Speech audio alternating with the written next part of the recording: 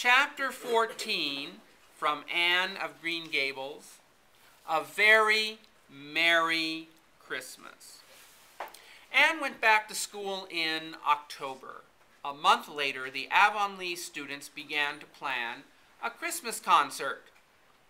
It was Miss Stacy's idea. Anne was very excited about the concert.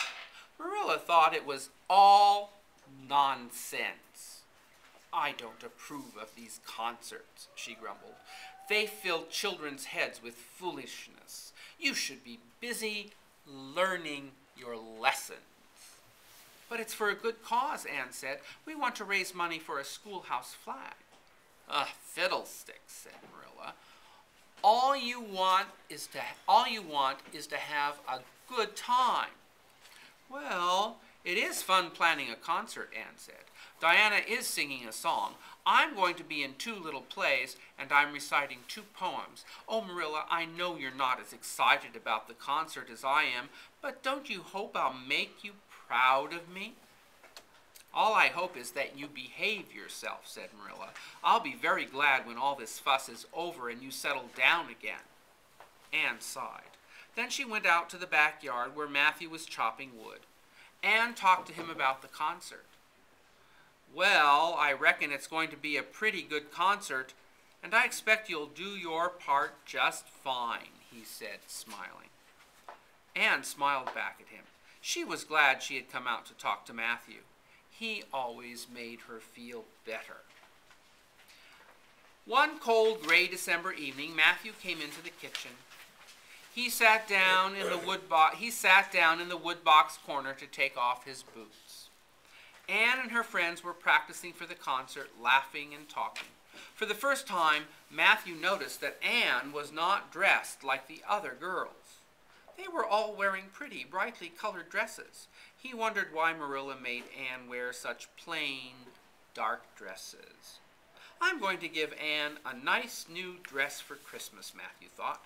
He decided to ask Mrs. Lynde to help him. "Pick out a dress for you to give to Anne?" said Mrs. Lynde. "I'll be happy to. I think a nice, rich brown would just suit Anne. I'll sew it up, too, if you like." "Well, I'm much obliged," said Matthew, and I think they make the sleeves different now. If it wouldn't be too much trouble, I'd like them made the new way." "You mean puffs?" "Of course. Don't worry about a thing," said Mrs. Lynde. "I know just what to do. I'll make the dress in the very latest style." On Christmas morning, Anne came running downstairs. "Merry Christmas, Marilla! Merry Christmas, Matthew!" Anne shouted. Matthew unfolded the dress from its paper wrappings. Why, Matthew, is that for me?" Anne asked. She took the pretty brown dress and held it up. Her eyes were shining. The dress was soft and silky. It had a lace ruffle on the collar, and it had puffed sleeves. "That's a Christmas present for you," Matthew said. "Why, Anne, you're crying. Don't you like it?" Anne laid the dress over a chair. She smiled at Matthew. "Like it? Oh, Matthew, I love it. Thank you. It's perfect. Look at those sleeves." Well, let's have breakfast," said Marilla. "I didn't think you needed a new dress, but Matthew got it for you, so take good care of it. Mrs. Lynde left you a hair ribbon to match." After breakfast, Anne met Diana at the bridge in the hollow. "I've got something for you from Aunt Josephine," said Diana. She handed Anne a box. Anne opened the box. Inside was a card and a pair of little leather slippers. They had beaded toes, satin bows, and shiny buckles. "Oh, Diana," said Anne, "this is the best Christmas I've ever had." The Christmas concert was held that night. After it was over, Anne and Diana walked home together under the starry sky. "Everybody just loved your recitation," said Diana.